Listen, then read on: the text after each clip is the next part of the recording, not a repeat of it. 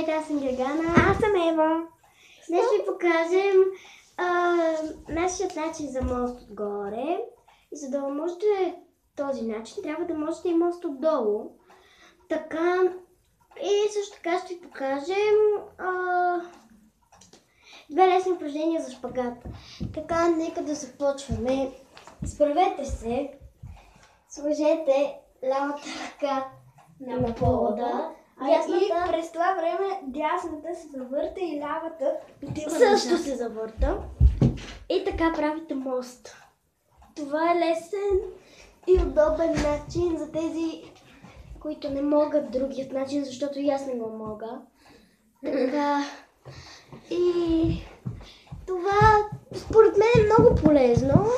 И така. Сега следват лесните упражнения за шпагат.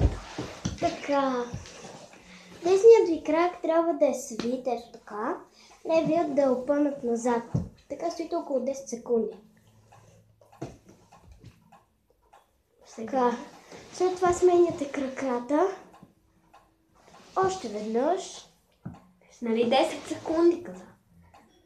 И сега още веднъж. Така, следващото упражнение е единият ви крак е така, левият е така, десният е така. И започвате ето така. 1, 2, 3, 4, 5, 6, 7, 8. И сега по същия начин с другия крак.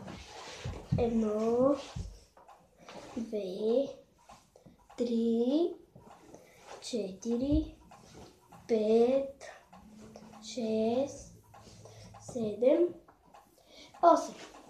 Сега десният ви крак е така, левият е опънат. След това опъвате и десният и сте готови с шпагата. Ако ви е харесало нашето клипче, дайте палец нагоре. Ако не, просто се абонирайте. Довиждане!